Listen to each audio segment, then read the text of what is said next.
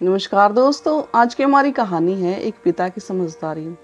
आप दोनों के तलाक को मंजूरी दी जाती है। वकीलों की बहस और कागजी कार्रवाई के बाद जज साहब ने जब फैसला सुनाया तो उनके इतना कहते ही कोर्ट में खड़े प्रगति और विकास विवाह बंधन से मुक्त हो गए। दोनों के हाथ में तलाक के कागज की एक एक प्रति थी।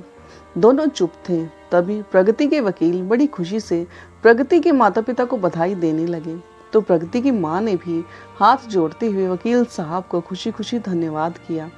विकास, जो कभी तलाक चाहता ही नहीं था, इस फैसले के बाद निराश होकर अपनी कुर्सी पर ज्यों का त्यों बैठा रहा। तो वही प्रगति, जो 6 महीने से इस दिन का इंतजार कर रही थी, न जाने क्यों आज उसे एहसास हुआ कि वो आज शायद जीत कर भी हार गई थी। आसपास क्या बातें चल रही हैं, जैसे उसे कुछ सुनाई ही नहीं दे रहा था। तभी उसके कानों में एक आवाज पड़ी, आज से तुम आजाद हो। आजाद सुनते ही प्रगति ने देखा तो विकास उसके सामने खड़ा था।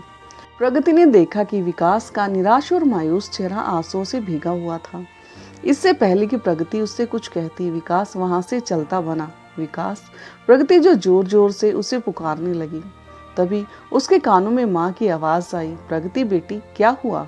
प्रगति, उठ बेटी, कोई सपना देख रही थी क्या? प्रगति नींद से जागी तो उसकी माँ ने कहा, परसों कोर्ट का फैसला है। अब विकास नाम के भेड़ियों से तुम्हें हमेशा हमेशा के लिए मुक्ति मिल जाएगी।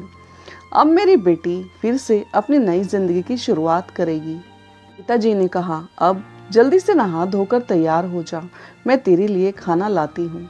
कविता जी ने कहा। लेकिन प्रगति समझ नहीं पा रही थी कि आखिर उसे अपनी माँ की यह बातें क्यों अच्छी नहीं लग रही थी। आखिर वह भी तो आज़ादी चाहती थी।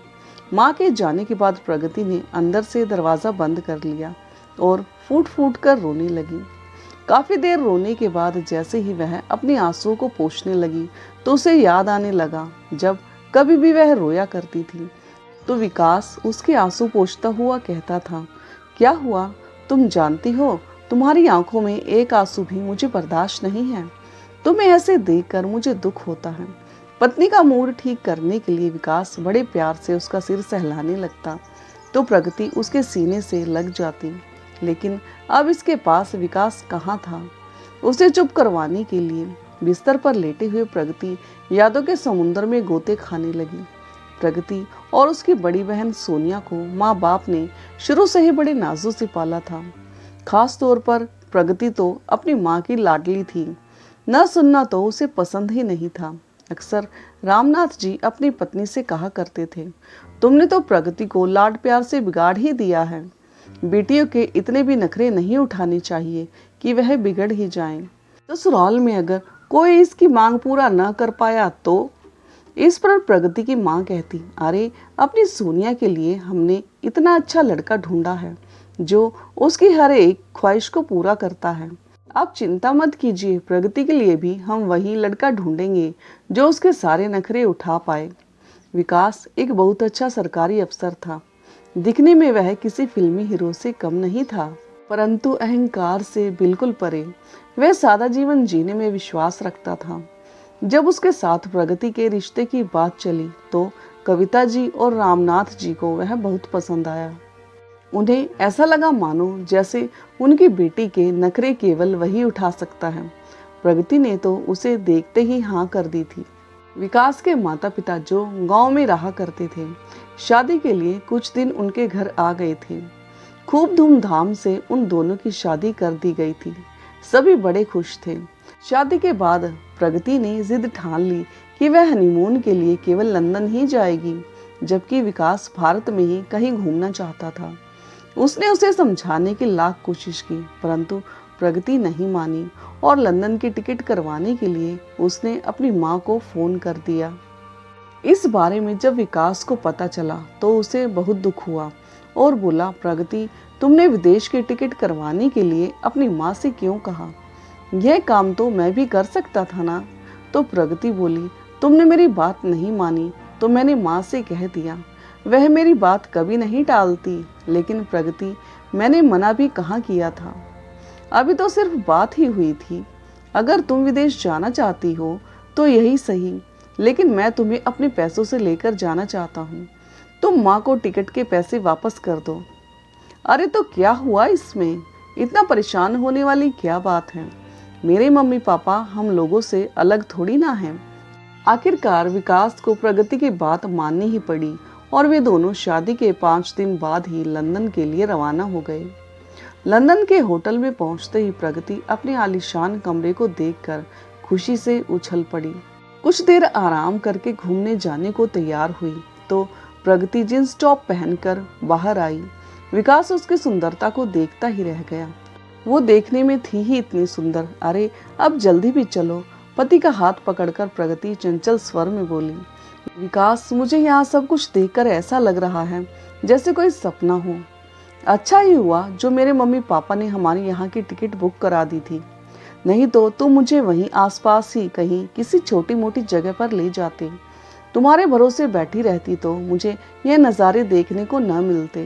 प्रगति ने यह बात बचपने में कह दी तो विकास को बुरा लगा, लेकिन प्रगति तो अपनी ही धुन में मस्त थी। हालांकि विकास भी यह बात समझता था कि प्रगति यह सब बातें नादानी में उसे कह देती है। उसमें अभी बचपना है और फिर उसे उसकी यह मासूमियत ही तो पसंद थी। उसने प्रगति को उसकी कमियों के साथ अपनाया था। दिन यूं ही बीतने लगे। वे दोनों एक दूसरे के साथ बहुत खुश थे। जब वे भारत वापस लौटे तो एयरपोर्ट पर पहुंचते ही उन्हें लेने के लिए कविता जी ड्राइवर के साथ गाड़ी लेकर वहां पहुंच गई और बोली, आज तुम दोनों हमारे घर पर ही चलो, खाना तैयार है। तो विकास बोला, नहीं माँ, घर पर माँ बाबूजी इंतजार कर रहे हैं। माँ ने खाना भी बनाकर रखा है। 2-3 दिन में वह गांव वापस लौट जाएंगे, तब हम आ जाएंगे। अरे पर मैंने इतने प्यार से खाना बनवाया है, उसका क्या? कविता जी बोली तो प्रगति भी उनके साथ जाने की जिद करने लगी। ठीक है प्रगति, तुम्हें जाना है तो चली जाओ, लेकिन मुझे घर जाना होगा। ऑफिस के लिए सुबह जल्दी निकलना है। ऐसा कहकर विकास अपने घर चला गया। वहीं जब प्रगति को उसके पापा ने देखा तो समझाते हुए उसे बोले, बिटिया, पहले तुझे अपने ससुराल जाना चाहिए था। तेरे सास ससुर तेरी राह देख रहे होंगे। अरे आप भी ना, इतने दिनों बाद बेटी आई है तो उससे हालचाल पूछने की बजाय आप उसे वापस जाने को कह रहे हैं और फिर ससुराल कहाँ भागा जा रहा है। पहले हम तो मिल ले अपनी बेटी से। ऐसा कहते हुए कविता जी अपनी बेटी को प्यार से पुचकारने लगी। शाम को पिता के समझाने पर प्रगति अपने ससुराल वापस लौट गई। अगले दिन सुबह विकास प्रगति को नींद से जगाने लगा। प्रगति, ओ प्रगति, प्रगति उठो, 10 बजने को आए हैं, मम्मी पापा क्या सोचेंगे? तो प्रगति बोली, अरे विकास, अभी मुझे और सोना है, सफर की थकान अभी उतरी नहीं है। इतना सुनकर विकास ऑफिस जाने के लिए कमरे से तैयार होकर बाहर आया तो उसकी माँ ने नाश्ता लगाया। तो विकास बोला, सफर से थक कर आई है ना, इसलिए अभी उठी नहीं। कोई बात नहीं बेटा, मैंने कब कहा सवाल किया, बहू को सोने दो। बेटा बहू के हनीमून से लौटने के बाद विकास के माता पिता पूरा 1 हफ्ता उनके घर पर रहे, लेकिन प्रगति ने एक दिन भी उन्हें खाना पकाकर नहीं खिलाया। कभी शॉपिंग करने चली जाती, कभी बाहर घूमने फिरने, तो कभी अपनी मम्मी से मिलने। उसके सास ससुर भी जानते थे कि वह दिल की बुरी नहीं है। अक्सर प्रगति उनके पास बैठकर उनके साथ खूब सारी बातें किया करती थी। उनके साथ उनका खासा लगाव हो गया था। जब उसके सास ससुर गांव वापस जाने लगे तो प्रगति उनके गले लगकर खूब रोई। सास ससुर के जाने के बाद प्रगति को घर पर अकेलापन खाने को दौड़ने लगा, लेकिन विकास अपने काम में बहुत अधिक व्यस्त रहता था। एक दिन प्रगति ने विकास से कहा, बहुत दिन हो गए हम कहीं घूमने नहीं गए।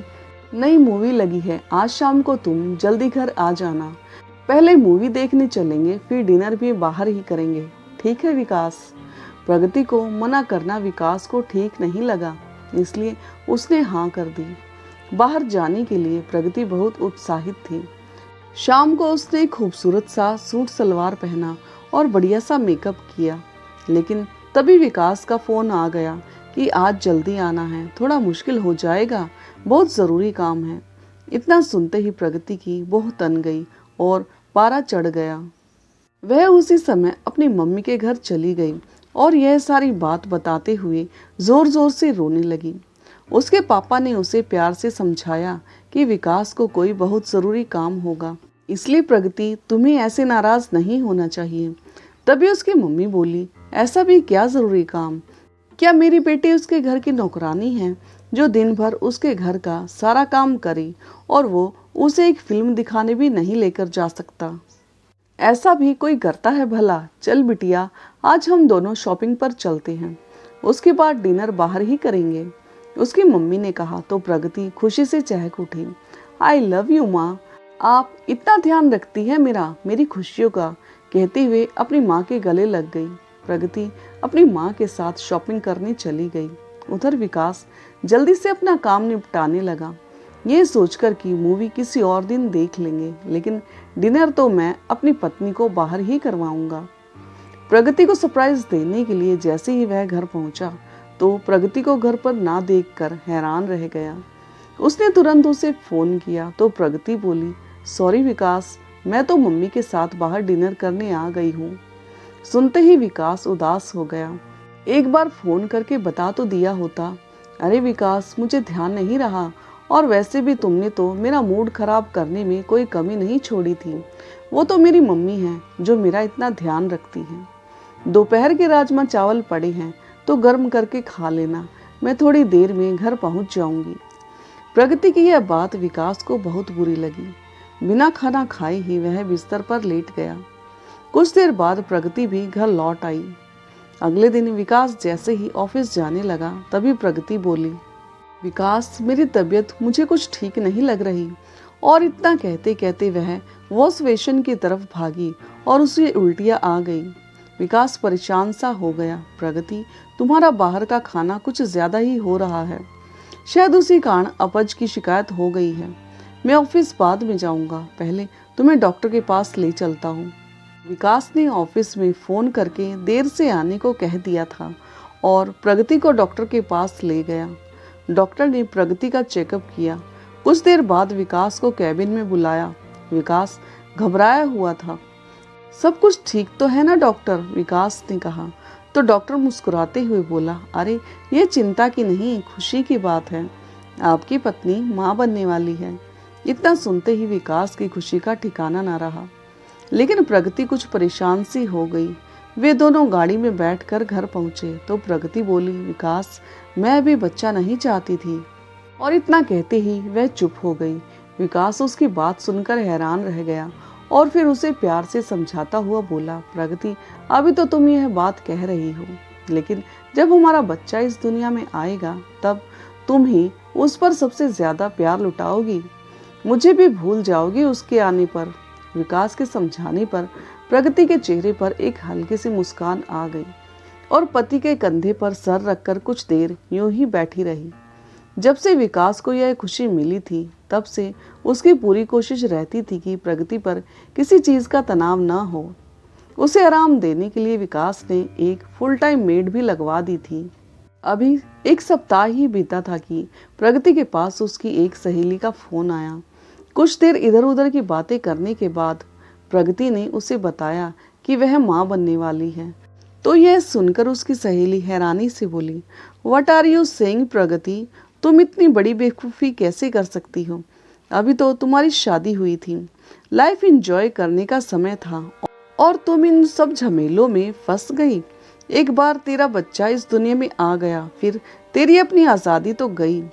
सहेली की बात सुनकर प्रगति बोली, अरे यार, क्या बताऊं, मैं भी अभी इन सब बातों में फंसना नहीं चाहती थी, पर अब क्या करूं, मुझे कुछ समझ में नहीं आ रहा। विकास तो यह बात सुनकर इतना खुश है कि मैं बता नहीं सकती।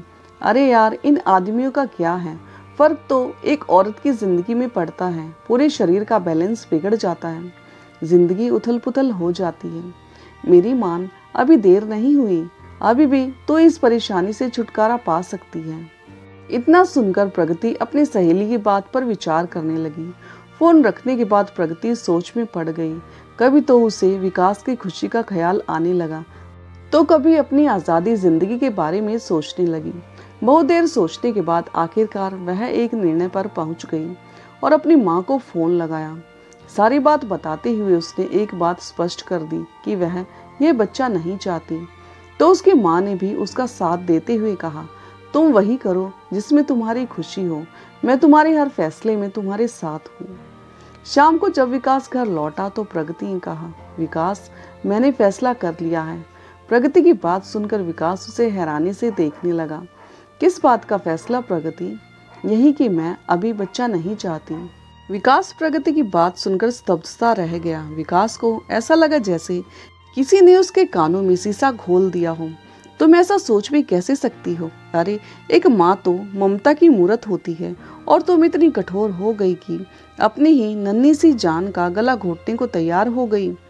फिर विकास ने अपने गुस्से पर काबू किया और बड़े प्यार से उसे समझाता हुआ बोला, देखो प्रगति, इस बच्चे की सारी जिम्मेदारी सिर्फ तुम्हारी नहीं होगी।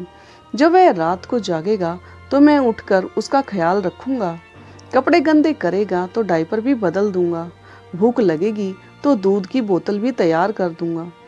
कम ऑन विकास, मुझे इमोशनली ब्लैकमेल करने की कोई ज़रूरत नहीं है। मेरी डॉक्टर से बात हो चुकी है। मैं तुम्हारी अब एक नहीं सुनने वाली। कल हम लोग डॉक्टर के पास चलेंगे इस बच्चे से छुटकारा पाने के लिए। तभी विकास जोर से चिल्लाया, तुम सोच भी कैसे सकती हो कि इस काम में मैं तुम्हारा साथ दूंगा? तभी प्रगति बोली, विकास, मैंने तुम्हें बताना था तो बता दिया। अब तुम चलो या ना चलो वो तुम्हारी इच्छा। कानूनी तौर पर मुझे यह फैसला लेने का पूरा हक है कि मैं अपना बच्चा रखूं या नहीं। फिर विकास गुस्से से कांपता हुआ बोला, प्रगति, इस बच्चे पर जितना हक तुम्हारा है उतना ही मेरा भी है, तो इसकी जिंदगी का फैसला तुम अकेले कैसे ले सकती हो? विकास, मैं अब किसी बहस में नहीं पड़ना चाहती। मैंने जो तय कर लिया सो कर लिया। इतना कहकर प्रगति बिस्तर पर जाकर सो गई, लेकिन विकास की आंखों से नींद गायब हो गई थी। बड़ी मुश्किल से उसने वह रात काटी और अगले दिन सुबह उसने प्रगति के घर फोन कर दिया। उस समय प्रगति के पापा घर पर ही थे। उन्होंने फोन उठाया तो विकास ने उन्हें प्रगति के माँ बनने की बात बताई। तो वह बोले, अरे, ये तो बड़ी खुशी की बात है, लेकिन पापा, यही बात आपकी बेटी समझने को तैयार नहीं है। वह इस बच्चे को दुनिया में ही नहीं लाना चाहती। प्लीज पापा, आप उसे समझाइए ना। प्रगति के पापा ने उसे फोन पर बहुत समझाया, लेकिन वे अपना फैसला बदलने को तैयार नहीं थी। थोड़ी देर में तैयार होकर अपना पर्स उठाते हुए प्रगति बोली, विकास, तुम मेरे साथ चल रहे हो या नहीं? लेकिन विकास कुछ भी नहीं बोला। तो ठीक है, मैं अस्पताल जा रही हूँ, मुझे तुम्हारा इंतजार रहेगा। अगर तुम नहीं आए तो मैं समझ जाऊंगी कि तुम मुझसे कोई रिश्ता नहीं रखना चाहते। उसके बाद मैं कभी यहाँ नहीं आऊंगी। प्रगति अस्पताल पहुंची तो उसकी मम्मी वहीं उसका इंतजार कर रही थी। सारी तैयारी हो चुकी थी। कुछ ही देर में उसका अबॉर्शन करवा दिया गया। इस बात का पता चलने पर थोड़ी ही देर में उसके पापा भी वहां पहुंच गए। प्रगति ऑपरेशन थिएटर से बाहर आई तो प्रगति इधर उधर देखने लगी। वह कुछ गहरी चिंता में थी, पर विकास कहीं नहीं था। उसने उसे फोन लगाने की कोशिश की, लेकिन उसने फोन ही नहीं उठाया। इतनी भी क्या नाराजगी जो फोन पर बात तक नहीं कर रहा, मुझसे प्रगति ने कहा। तो उसके पापा बोले, बेटी, जो हरकत तूने की है ना, अगर कोई और होता तो वह बात करना तो दूर, तुझसे नाता ही तोड़ लेता। सच बताऊं तो आज मुझे अपनी परवरिश पर शर्म आ रही है। ऐसा कहकर वह कमरे से बाहर चले गए। फिर प्रगति ने विकास को फिर से फोन लगाया। बहुत बार फोन करने के बाद उसने फोन उठा लिया तो बोला, अब क्या बताने के लिए फोन किया है कि तुमने हमारे प्यार की निशानी को इस दुनिया में नहीं आने दिया, इस दुनिया में आने से पहले ही खत्म कर दिया। एक तरफ से तो अच्छा ही हुआ, क्योंकि तुम माँ बनने लायक हो ही नहीं। तुम क्या जानो माँ की ममता क्या होती है। यह सुनकर प्रगति रुंधी आवाज में बोली, विकास, मुझे लेने कब आओगे? हम बैठकर अपने मनमुटाव को सुलझा लेंगे। नहीं प्रगति, अब हमारे बीच बात करने को कुछ भी नहीं बचा। मैं नहीं जानता, तुम्हें जब आना होगा तो आ जाना, पर मैं तुम्हें लेने नहीं आऊँगा। इतना कहकर विकास ने फोन रख दिया तो प्रगति की आंखों से आंसू फूट पड़े कि आखिर उसकी हर मांग पूरी करने वाला उसका पति इतना कठोर कैसे हो गया। तभी उसकी मम्मी कमरे के अंदर आई तो उसे ऐसे रोते हुए देखकर बोली, क्या हुआ मेरी बेटी, ऐसे क्यों रो रही है? मम्मी, विकास मुझसे बहुत गुस्सा है, कहते हैं कि अब मुझे लेने नहीं आएंगे। क्या मैंने इतना बड़ा गुनाह किया है? इतना बोलते बोलते वह अपनी माँ के गले लगकर सुबकने लगी तो उसकी माँ उसके आंसू पोंछते हुए बोली, किसने कहा कि तुम दोषी हो?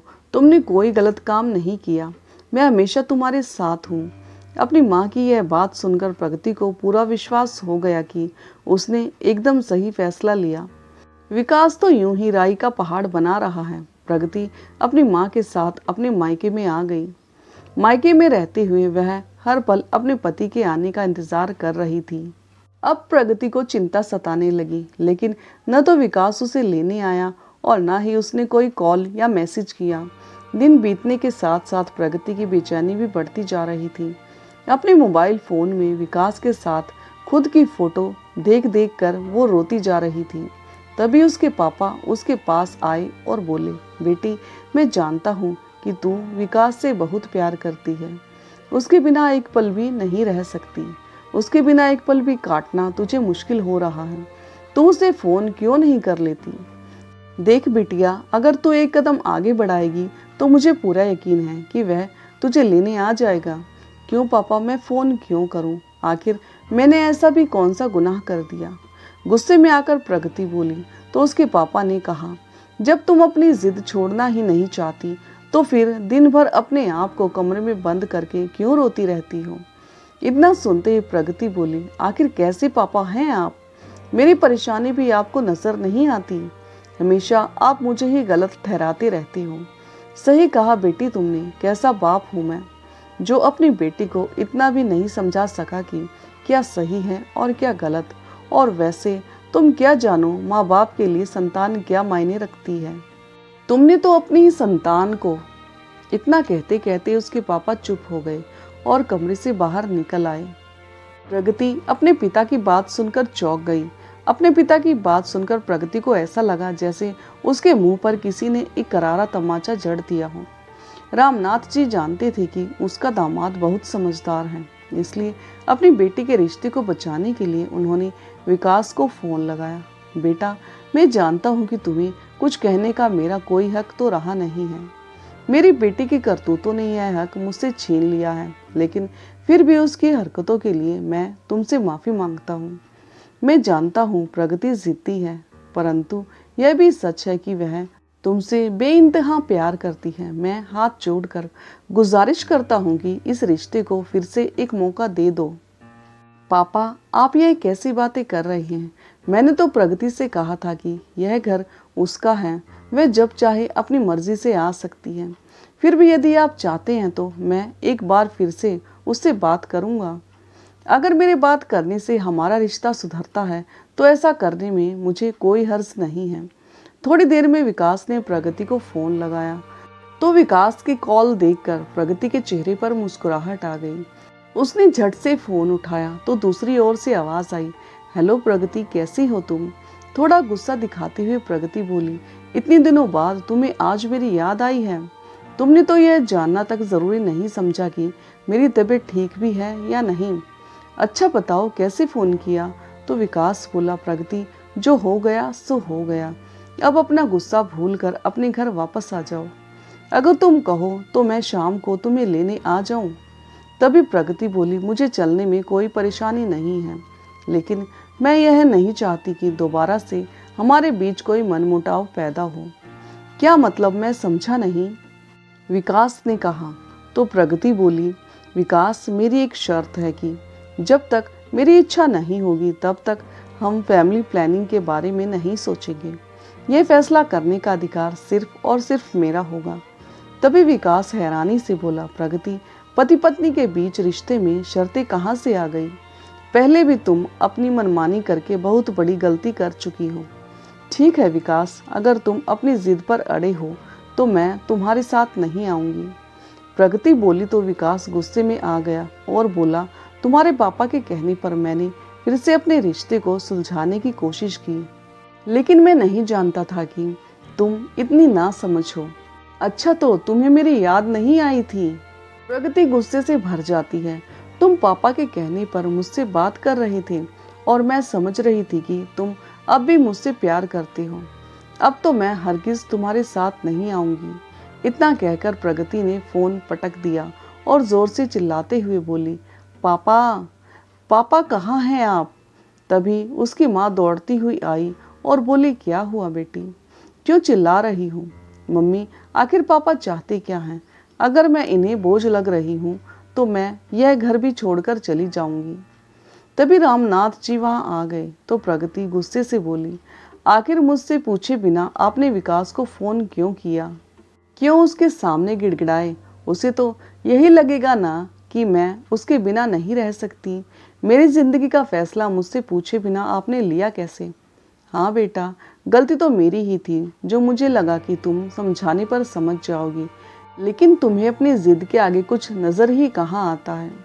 प्रगति के पापा ने कहा, अगर इतना ही घमंड है तुम्हें तो जियो अपनी जिंदगी अपने हिसाब से, अब मैं कुछ नहीं कहूँगा। इतना कहकर रामनाथ जी अपने कमरे में चुपचाप चले गए तो प्रगति गुस्से से चिल्लाती हुई बोली, हाँ हाँ, मैं भी बता दूंगी विकास को कि मैं उसके बिना बड़े आराम से जी सकती हूँ। न जाने क्या समझता है वह अपने आप को। माँ, आप वकील से बात कीजिए और तलाक के पेपर्स रेडी करवा दीजिए। अब मैं उसके साथ नहीं जी सकती। तलाक की बात सुनकर उसकी माँ ने उसे आराम से बैठाया और बोली, बेटा, इतना गुस्सा अच्छी बात नहीं है, थोड़ा ठंडे दिमाग से काम लो। कहीं ऐसा ना हो कि इस फैसले के बाद तुम्हें पछताना पड़े। नहीं माँ, यह मेरा आखिरी फैसला है। लेकिन बेटी, तुम्हारी फोन पर बात क्या हुई, यह तो बताओ। कविता जी ने पूछा तो प्रगति ने विकास के साथ हुई सारी बात बता दी। तो कविता जी बोली, ठीक है बेटी, अगर विकास की यही इच्छा है तो यही सही, तो हम वकील से बात करते हैं। जो मेरी बेटी चाहेगी वही होगा। कुछ ही दिनों में विकास के पास तलाक के कागज पहुंचा दिए गए। जैसे ही उसने वह कागज पढ़े तो उसकी हैरानी का ठिकाना ना रहा। उसे ऐसा लगा जैसे पूरी धरती हिलने लगी है। सारी पुरानी बातें उसके जहन में आने लगी और उसका सर चकराने लगा। अपना सर पटक कर वह धम से जमीन पर बैठ गया। नहीं, मेरी प्रगति ऐसा नहीं कर सकती। ऐसा सोचते हुए विकास ने प्रगति को फोन मिलाया, लेकिन दूसरी ओर से प्रगति की माँ ने फोन उठाया। मैं प्रगति से बात करना चाहता हूँ, विकास ने कहा। तो कविता जी बोली, अब बात करने को बचा ही क्या है? प्रगति तुमसे बात नहीं करना चाहती। नहीं माँ, मैं जानना चाहता हूँ कि क्या यह उसका आखिरी फैसला है। हाँ मेरी बेटी, अब तुम्हारे साथ घुट घुट कर जीना नहीं चाहती। वह इस अनचाहे बंधन से आज़ाद होना चाहती है। इतना कहकर उन्होंने फ़ोन रख दिया। दिन यूं ही बीतते गए। एक दिन अपने कमरे में उदास बैठी प्रगति का मन हुआ तो उसने अपनी बड़ी बहन सोनिया को फ़ोन लगा दिया। बातें करते हुए सोनिया बोली, अरे प्रगति, कैसी हो तुम? तुम्हें क्या बताऊं, प्रगति, भूख और प्यास के मारे मेरी जान ही निकली जा रही है। तो प्रगति हैरान होते हुए बोली, अरे तो खाना क्यों नहीं खाया तुमने? ओ प्रगति, क्या तू नहीं जानती आज करवा चौथ है और मैंने तेरे जीजा जी के लिए व्रत रखा है। अरे तेरे जीजा जी ने मुझे मेरी पसंद की एक बहुत खूबसूरत सी साड़ी लाकर दी है। सुबह जब मैं सज धज कर तैयार हुई तो तेरे जीजा जी बस मुझे देखते ही जा रहे थे। पता है, रात को हम किसी अच्छे से रेस्टोरेंट में डिनर करने जाने वाले हैं। करवा चौथ का नाम सुनते ही प्रगति के हाथ से मोबाइल छूट गया। भूखी प्यासी होते हुए भी उसकी बहन कितनी खुश लग रही थी। कितनी लक्की है सोनिया, प्रगति के मुंह से अचानक निकला। फिर याद आया, खुश नसीब तो मैं भी थी। पिछले साल करवा चौथ पर मैं कितनी उत्साहित थी। मेरे लाख मना करने पर भी विकास ने मेरे लिए व्रत रखा था। सुबह सुबह उठकर उन्होंने मेरी पसंद के व्यंजन बनाकर तैयार कर दिए थे। हम दोनों ने एक साथ बैठकर सरगी खाई थी। सारा दिन भूखे प्यासे रहे थे। वह भी मेरे साथ, और रात को 5 स्टार होटल में डिनर कराने के लिए ले गए थे। सोचते सोचते प्रगति के चेहरे पर एक मुस्कान आ गई, लेकिन अगले ही पल उसकी आंखों से झरझर आंसू बह निकले। दिल के किसी कोने में उसे कहीं ना कहीं अपनी गलती का एहसास हो रहा था। उसका दिल किया कि अभी विकास को फोन करके अपने किए की माफी मांग ले। तभी बाहर से उसकी माँ की आवाज आई, प्रगति देख तो, कोई लेटर आया है। प्रगति ने खोलकर देखा तो उसमें विकास के साइन किए हुए तलाक के कागज थे। उसके मन में जज्बातों का तूफान उमड़ आया। विकास ने साइन कर दिए, इसका मतलब वह भी अब इस रिश्ते से छुटकारा पाना चाहता है। प्रगति रोने लगी। मैं ही पागल थी जो उससे बात करने की सोच रही थी। ठीक है, अगर उसे मेरी परवाह नहीं तो मैं क्यों उसे फ़ोन करूं? गुस्से में आकर उसने मोबाइल बिस्तर पर पटक दिया। दिन यूं ही बीतने लगे। एक दिन प्रगति बाजार गई तो उसे अपनी सहेली मिली। उसे अपनी सहेली पहले से कुछ बदली बदली सी दिख रही थी। उसका वजन भी कुछ बढ़ गया था। पूछने पर उसकी सहेली ने बताया कि वह माँ बनने वाली है। यह सुनकर प्रगति के होश उड़ गए, क्योंकि इसी सहेली ने उसे बच्चे के चक्कर में न पड़ने की सलाह दी थी। फिर स्वयं को संभालते हुए प्रगति बोली, लेकिन तूने तो मुझे सलाह दी थी कि अभी इस झंझट में पड़ने की जरूरत नहीं है, और अब तू ही। हाँ प्रगति, वो क्या है ना, अब नहीं तो 1 साल बाद हमें अपने परिवार बढ़ाने के बारे में सोचना ही था, तो अब क्यों नहीं। इतना सुनते ही प्रगति का दिमाग जैसे सुन पड़ गया। इसके बाद वह कुछ न बोल पाई और सीधा घर वापस आ गई। दिमाग में विचारों का तूफान जोर मारने लगा था। आज पहली बार उसे अपनी गलती का एहसास हो रहा था। थोड़ी देर में उसकी माँ उसके पास आई और बोली, बेटी, एक बहुत बड़ी खुशखबरी है। वकील साहब का फोन आया था। 2 दिन बाद कोर्ट की हियरिंग में तुम्हारे तलाक को मंजूरी दे दी जाएगी। अब तुम उस जेल से आज़ाद हो जाओगी। तो मैंने तुम्हारे लिए एक लड़का देख रखा है। तुम जानती हो, बड़े ही ऊंचे खानदान से है। तुम्हें अपनी पलकों पर बिठाकर रखेगा। कविता जी ने कहा तो प्रगति जोर से चिल्लाई, मम्मी, मुझे दोबारा शादी नहीं करनी। भगवान के लिए मुझे अकेला छोड़ दो। कविता जी शांत हो गई। दोपहर से रात हो गई, लेकिन प्रगति बस मोबाइल में विकास की तस्वीर देखती ही जा रही थी। तभी उसके पिता रामनाथ जी उसके कमरे में आए और उसके सर को सहलाने लगे। प्रगति ने अपने पापा के स्पर्श को महसूस किया तो वह भावुक होकर उनके गले लग पड़ी और उनकी रुलाई फूट पड़ी। तभी रामनाथ जी बोले, बेटी, आज तुम इतनी दुखी क्यों हो? तुम्हें तो खुश होना चाहिए था। तू जो चाहती थी आखिर वही हो रहा है। आप सही कह रहे थे पापा, मेरी जिंदगी और अहंकार ने मुझे एकदम अकेला कर दिया। कितना दुख दिया मैंने उस इंसान को जिसने हर हाल में मेरा साथ दिया। अब तो मुझे खुद पर ही घिन आने लगी है। काश तू यह बात पहले समझ जाती बेटा। तुझे ऐसे देखकर मेरे दिल पर क्या बीत रही है यह मैं ही जानता हूँ। बेटी, विवाह तो एक गठबंधन है जो 2 लोगों को एक डोर से बांधता है। विकास ने तो उस डोर को मजबूती से थामे रखा, लेकिन अफसोस तो उसे संभाल नहीं पाई। अब तुम अपनी पूरी कोशिश करो इस रिश्ते को संभालने की, और अब की बार विकास के साथ अपने रिश्ते को ऐसी गांठ में बांधना कि वह खोलने से भी न खुले। अपने पिता की बात प्रगति को समझ में आ गई। उसने तुरंत विकास को फ़ोन किया, लेकिन बेल जाती रही। किसी ने फ़ोन नहीं उठाया। तो 2-3 बार कोशिश करने के बाद भी जब कोई जवाब नहीं आया तो प्रगति ने तय कर लिया कि वह अगले दिन विकास से मिलने जाएगी। अगली सुबह वह तैयार होकर विकास के ऑफिस में पहुंच गई, लेकिन वहां जाकर मालूम पड़ा कि विकास किसी ज़रूरी मीटिंग में है। प्रगति वहीं बैठकर उसका इंतज़ार करने लगी।